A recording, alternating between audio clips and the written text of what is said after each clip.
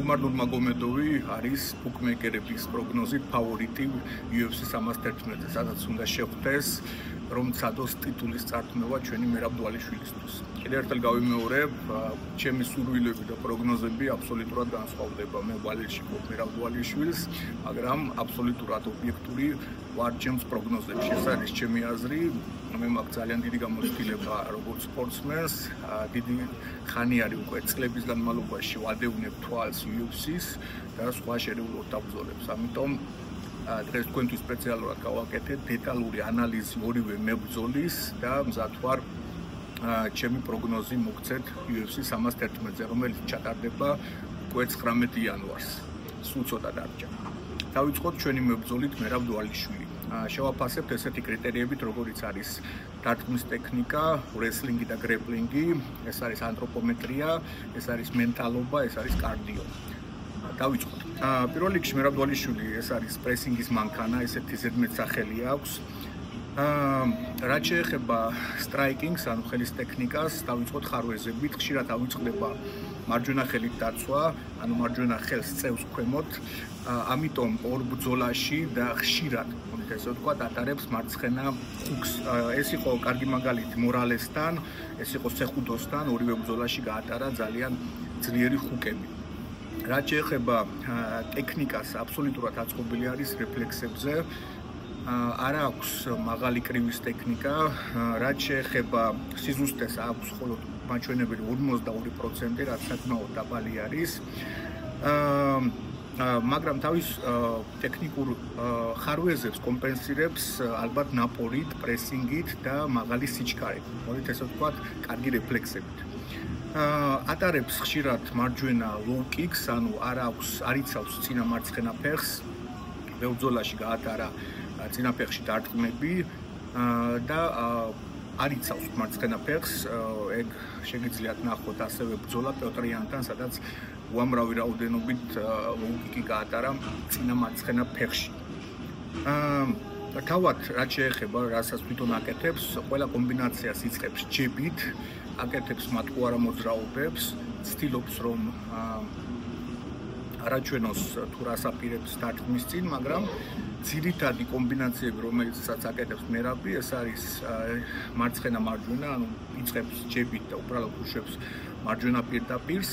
ასევე უყვარს მარცხენა ჯები და მარჯვენა აპერკოტი, ან მარცხენა ჯები და მარჯვენა ოვერჰენდი, რომელსაც ზემოდან უტყამს, რის შემდეგაც აკეთებს გადასვლებს.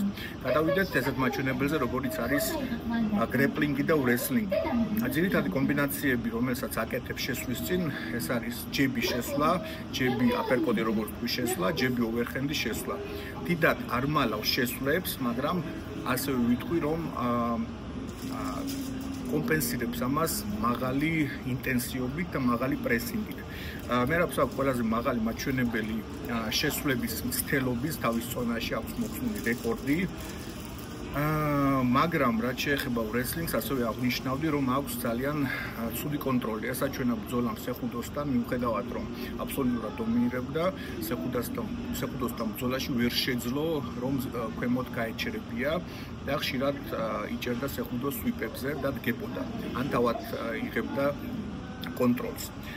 რაც შეეხება კარდიოს, აქ ყველაზე მარტივად შემიძლია ეს კრიტერი შევაფასო, მერაბის აქვს სახელი კარდიო მანქანა და ამას აბსოლუტურად ამართლებს. ალბათ თუ შეიძლება შეფასება კარდიოსი, მერაბის ასევე ექნებოდა რეკორდი თავის ზონაში, შეიძლება მთლიან დივიზიონში გამძლეობის მხრივ. რაც შეეხება მენტალობას, მერაბის აქვს სერია 11 გამარჯვებიდან, არის მოტივირებული და ჩემი აზრით თვითონ ქმნის ამ დაძაბულობას და გადააქვს ნებისმიერი ბრძოლა პირადში, რადგანაც რაც შეეხება ამ ბრძოლას, ამბობს, რომ არ აქვს დამსახურებული და მხოლოდ გვარის გამო მიცეს ეს ბრძოლა და მართალი ჩემპიონი არის მერაბი. ვფიქრობ, რომ ეს ეხმარება მას მოტივაციაში, მომზადებაში, ეს სიბრაზე და საკმაოდ შეიძლება დაგვიოს მოწინააღმდეგე. რაც შეეხება ანთროპომეტრიას, მერაბი არის 168 სანტიმეტრის სიმაღლე, ხელების გაშლა არ აქვს ასევე დიდი 173 სანტიმეტრი მხოლოდ. ამიტომ მერაბის ურჩევნია ხშირად რომ იმუშაოს ან ახლო დისტანციაზე, ან საშუალოზე, უფრო ახლო დისტანციაში და გადაიყვანოს თავის მოწინააღმდეგე თავის გეგმის მიხედვით პირველ სართულზე, ანუ იჭდავს. რაც შეეხება მე აღნიშნე რომ მხოლოდ 48% აქვს სიზუსტე და ძირითადი ტექნიკა აწყობილი არის მარტივ დარტყმის ტექნიკაზე და ასევე არ მალავს თავის შესვლებს, აკეთებს მხოლოდ ჯების შესვლა, აპერკოტის შესვლა, ოვერჰენდის შესვლა. მაგრამ ამ ყველაფერს კომპენსირებს თავისი კარგი რეფლექსები, თავისი ინტენსივობით და მაღალი დონის კარდიოთი. გადავიდეთ უმარ-ნურმაგომედოვს. რაც შეეხება უმარ-ნურმაგომედოვს, დღესდღეობით არ აქვს მარცხი, არის ძალიან დარწმუნებული თავის თავში, 18 გამარჯვება, 7 გამარჯვება ამ 18-დან არის საბმიშენით. დავიწყოთ პირველი მაჩვენებელი, ეს არის სტრაიკინგის, ანუ დარტყმის ტექნიკა. უმარს აქვს ძალიან კარგი ტაილანდური კრივის ბაზა, ასევე ხშირად აქვს მაღალი სიზუსტე, წარმოიდგინეთ 68% არის მაჩვენებელი სიზუსტის, როდესაც მერაბს აქვს 42. შემდეგი მაჩვენებელი აკეთებს ძალიან კარგ კომბინაციებს ხელით, ხშირად უთხრამს ჰაი-კიკებს, ლოუ-კიკებს, აკეთებს სერიას ხელი ფეხის დარტყმით და არის ამ სერიაში ძალიან ეფექტიური, რაც აჩვენა ბოლო-ბრძოლა სენჰაგენთან. რაც შეეხება რესლინგს და გრეპლინგს, პირველ რიგში აღნიშნავ, რომ აქვს გავლილი აბდულმანაპის, ეს არის ხაბიბის მამის სკოლა, სადაც ფოკუსირებას აკეთებენ მახრჩობელებზე და ბევრს მუშაობენ პირველ სართულზე, ანუ აქვს მაღალი დონის გრეპლინგი, რომელიც გრეპლინგი MMA-ის მიმართულებით, ანუ არა ჯიუ-ჯიტსუ, გრეპლინგი ეფექტური MMA-ში. აქვს პროცენტულად, რომ შევაფასოთ, აქვს 50% წარმატებით ტეიქდაუნების, ანუ ყოველ მეორე ტეიქდაუნს აკეთებს წარმატებით. თუ ავიღებთ მაჩვენებელს სტატისტიკურს გამომდინარე UFC ბრძოლების, აქვს 100%-იანი დაცვა ტეიქდაუნებისგან. მაგრამ ეს არის სტატისტიკა მოგებული UFC-ის ბრძოლებიდან გამომდინარე. რაც შეეხება კარდიოს, ავიღოთ ბოლო ბრძოლა კორი სენჰაგენთან, რომელიც ჩატარდა 5 რაუნდი და 5 რაუნდი სუნთქავდა კარგად. შეიძლება არ აქვს რაღაც ფენომენალური კარდიო, მაგრამ აქვს ის კარდიო, რომელიც საკმარისი არის საჩემპიონო ბრძოლისთვის. აი ესე ვთქვი.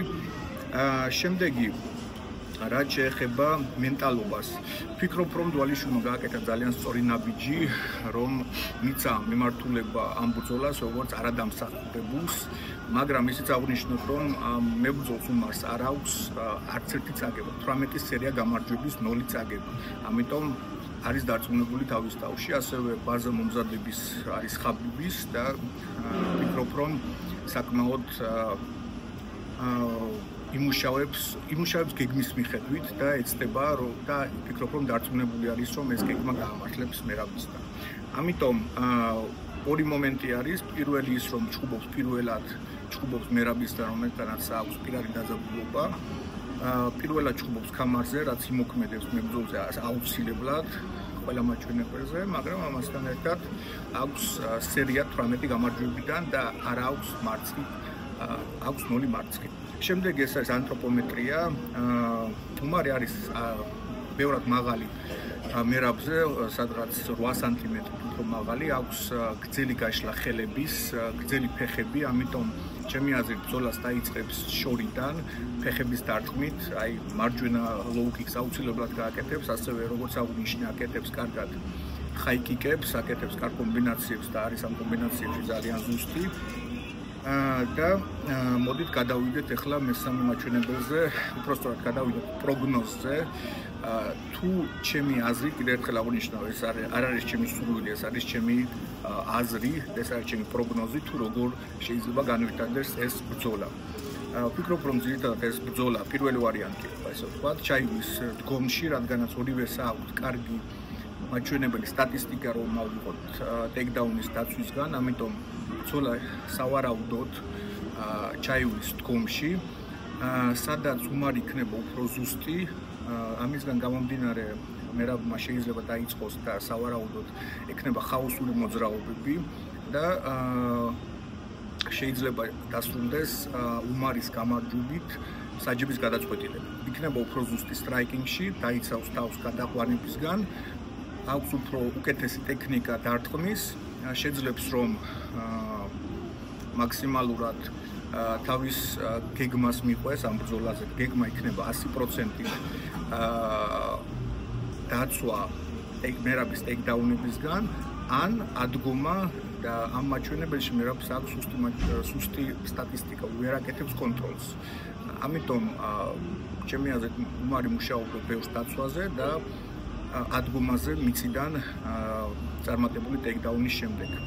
დგომში აქვს უპირატესობა ანთროპომეტრიული, უფრო გრძელი ხელები, უფრო გრძელი ფეხები, უკეთესი ბაზა ტექნიკური დარტყმის და პირველი ვარიანტი არის უმარის გამარჯვება ქულებით.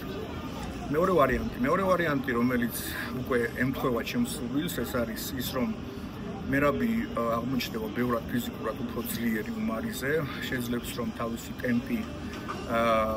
ტემპში აიძულოს მუშაობა, რაც არ არის არავისთვის კომფორტული.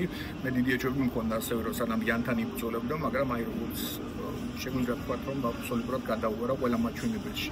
უფრო საუკეთესო მოკრივი არის პიოტრიანი თავის დივიზიონში, მაგრამ ვერაფერი ვერ გააკეთა, ვერც დგომში, ვერც რესლინგში. ეს არის მეორე ვარიანტი, როდესაც აიყვანს თავის ტემპში და შეძლებს რომ დაღალოს, შეძლებს რომ შექმნას ხაუსი და ასევე გაიმარჯვებს საჯების გადაწყვეტილებით.